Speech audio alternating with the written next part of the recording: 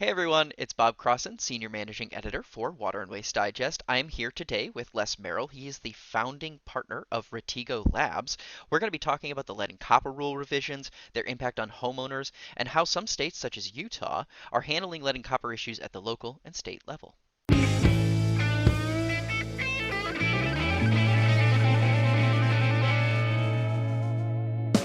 So, yeah, Les, thank you so much for being here. I really appreciate you taking the time today. It's our pleasure, Bob. Now, this is a very important topic. I've talked to several people already this year on this from a bunch of different angles, and this one is a very interesting angle for me on the impacts on homeowners because there is a lot that directly impacts them with with these revisions. Um, what impact do you see the lead and copper rule update having on homeowners and commercial building owners specifically? I've talked, like I said, I've talked to a lot of people on the utility side, but what about this homeowner element? You know, what's interesting for those of us that have been in the industry for a number of years, the lead copper rule has been around for a long time. Hmm. Um, the utilities have done a great job in managing what's happening. Um, but what we're seeing is and with the new revisions with lead copper rule, the onus is really on the property owner. So the utility's responsibility ends at the property line. But we're seeing things that have been done inside of homes and businesses that can greatly affect people's health. And I think that's one of the most important changes in the new lead copper rule is there are instructions for the community water suppliers to inform the public. And that activity is taking place all over the country now. You're seeing the utilities start to send out more messaging for the homes. And um, Yeah. Well, and not just the communication side of it too, but there's also this whole element that if you do replace mains, you have to provide these filters and stuff like that too. It's like it's all these different things that are compounding on top of each other that does make it there is that burden on the utility, but there is a lot of focus on making sure the homeowner knows what their role in this process is as well. absolutely. So what resources do you think that homeowners and commercial building owners need to be made more aware of so that they know their role a little bit better? Is that an onus that should fall on utilities, or should that be spread in more ways than one? You know, actually, that's a very good question. The utilities' responsibility and what we pay them for, um, they're doing a great job on. But when the homeowner faces a decision on what kind of filtration or what kind of system they put in their home, and they go to some traditional methods or methods that have been around for years, but never really tested, we've seen horrific stories where just last week we had a filter that was put in a home with copper piping Hmm. that had 6,000%. And that's a hard number to swallow. But if you're the EPA limit for copper is 1.3 parts per million, and you measure 78.3 parts per million, that's very close to 6,000% higher.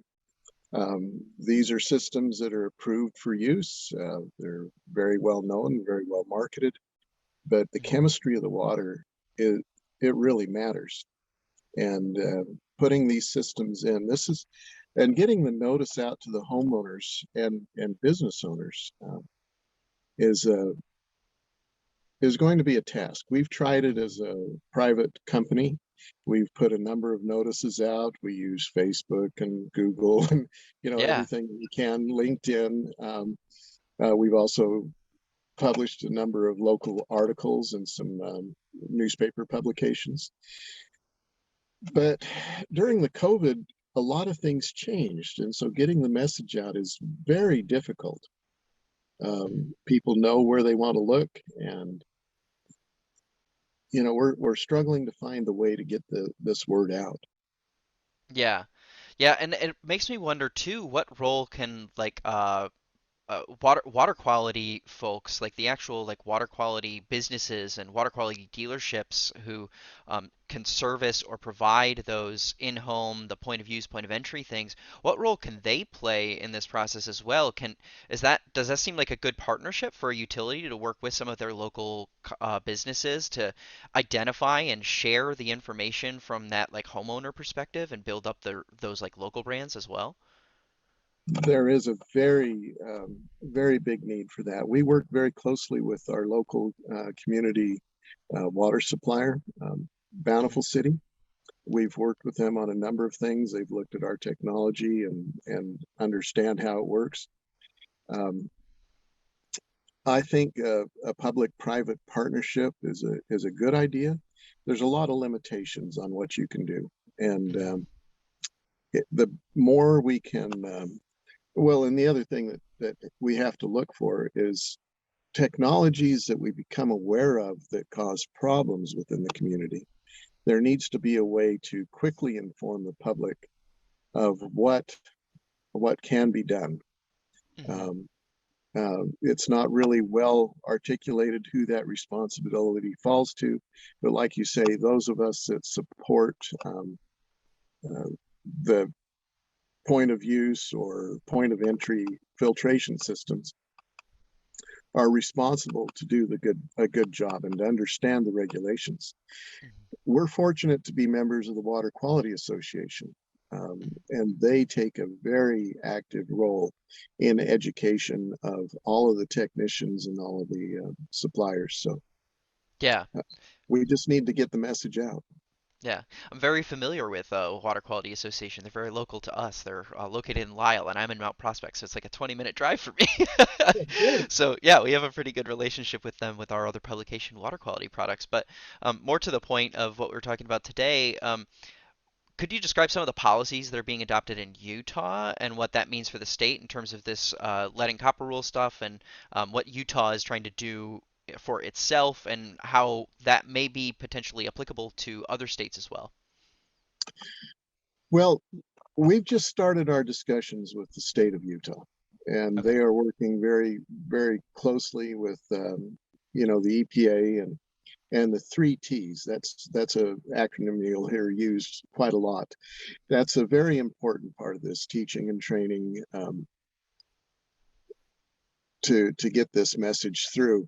If Hmm. um, if I were to look at the local communities, the city of Salt Lake City has taken a very active role and put some good information out on their website and teaching people where the city's responsibility ends Hmm. and their responsibility takes over after at the property line. And you can have very balanced water coming in, and the chemistry changes are very small, very minute change in pH can really affect the water quality. Hmm. Yeah, and I'm just now thinking when you're talking about this too. I mean, we talked about the homeowners and obviously like for individual homes, the homeowner taking the onus of that, but there's also thinking about commercial buildings and even just multifamily housing as well. And where does the onus fall then on those buildings? Does that fall onto the landlord? If it does, how does that improve increase? Does that lead to an increase in rent? That's an interesting query that I just, as you were talking, kind of like drew me in a little bit. So I don't know if you've seen anything on that front or how that's potentially being tackled, but do you have anything on, I guess, in regards to multifamily housing that you could share on that front? Well, I do know that we work with a couple of developers. Um, a developer that is working on a major apartment complex in Salt Lake City right now Hmm. has taken it upon himself to put a great water treatment system in for this facility. And the interesting part of this, because of the way that he's approaching the water and the high quality of the water in this place, he's actually able to get a better rent from his Hmm. tenants because now you've got an economical uh, something that's taken out of the mix. Your water quality is now increased in this facility, Hmm. and we're watching it. Yeah. And so people care about those things. Um, we've also tested water in another facility in Salt Lake City that was under construction during the pandemic. And Mm. this is a troubling path that I'm going to go down right now, but it's one that was published. An article was published in the Water quality products Hmm.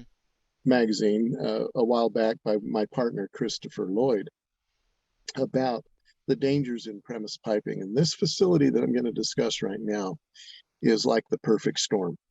Hmm. So they're shut down, minimal use during the pandemic, but also one entire floor of a 3-floor structure was shut down for construction. So the water system flows through all of these pieces and parts. Even though that third or that mid floor was not being used, the water was still within the pipelines in there. We found inside of that pipe the bacterial levels extraordinarily high, 10 to the 6. So that's an order of magnitude of colony forming units of Hmm. bacteria inside of the piping. What that causes is corrosion. What that leads to is microbially induced corrosion inside of the Hmm. pipelines. And you can leach lead and copper into the water that way as well. So if you have stagnant lines, even though some of it's being used, this when they open it up, it can be a real problem. And it's on the level, there's always bacteria, we're always dealing with it, but we're seeing a level of contamination after these building shutdowns that is scary. With the lead copper rule, any lead in your system is dangerous. It's really the Hmm. only chemical in our lab that we are really afraid of at any Hmm. level. So having a microbially induced corrosion actually starting to take the lead and introduce that back into the water as well. It's something that the homeowners, the business owners, the property manager, all of those are responsible for what Hmm. happens in their buildings. This is nothing that the federal government is going to come in. The scope of this issue is much larger than I can even begin to explain because it's every home, Hmm. it's every business, especially any facility that was shut down during the COVID time, is at even greater risk. So Hmm. your question is very simple. Who's going to be responsible for this? The sad news is it's the building owner. Hmm. It's Yeah. the facility management group. And uh, they're responsible now to cover something that could take years and years of study to really understand the depth and order of magnitude here. And it's Yeah. not an easy fix. Yeah. Well, yeah, especially when you're talking about the plumbing for a multifamily unit, like, or any like high-rise apartment thing, the length of line that you may have to cover is tremendous. Like that's a real challenge for just one building. But numerous is gonna it's gonna be a big problem to address. That's right. And, new construction is easy to handle with, Hmm. some equipment up front.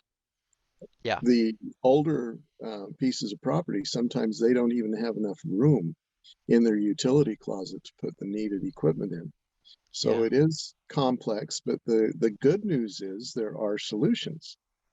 In the revised lead copper rule, they've they've taken out some of the things people used to look at. They used to look at scale management inside of the pipelines as one of the mitigation measures for lead and copper. Hmm. That's been removed. And the only effective method for lead and copper control is orthophosphate. Mm. So that's, as you read the Code of Federal Regulations and read through the lead copper rule, that is very clearly spelled out that it's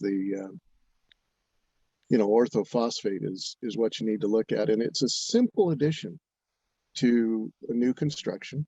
It's actually fairly easy to retrofit into existing facilities. We also have versions of it that we use in homes. And so the home that I mentioned that had the serious copper issue, we were able to install a very inexpensive and very effective orthophosphate control for their corrosion. So we replaced some of the copper, Hmm. left a lot of it in place. But we know that with this level of control, we can manage the copper. So I'll be back at that facility after the water quality convention Hmm. next week. We'll retest that, but our preliminary test showed no trace of copper in Mm. their water. So it's good to see that there are solutions. Yeah. Well, and one thing I will note on this too is the orthophosphate could result in increased phosphorus levels for the wastewater utility. So making sure that they know what's going on too can be really beneficial if this is happening at a very large scale. I know that Denver was dealing with that when they were thinking about doing orthophosphate in their entire drinking water network, and they realized that the burden of phosphorus on the wastewater utility would be so great that they had to adjust things a little bit further. So it's all one water. It's all connected. You got to keep the whole picture wide, right? It's a balance. It really is a balance.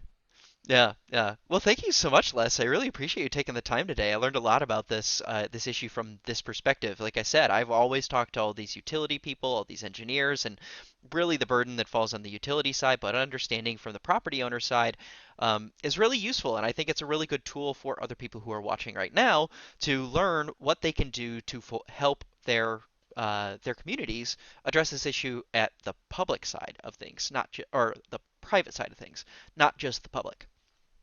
Well, thank you very much. And in closing, I think the key two words that were added in the water qualities discussion of softeners and other conditioning equipment is that they need to be properly configured. And Yes. properly configured means that you're looking at the holistic issue. You're looking at the chemistry of the waters involved and the facility that you're putting them in. Be careful. Yeah, for sure. Well, thanks so much, Les. Thank you so much, Bob, and you have a great day.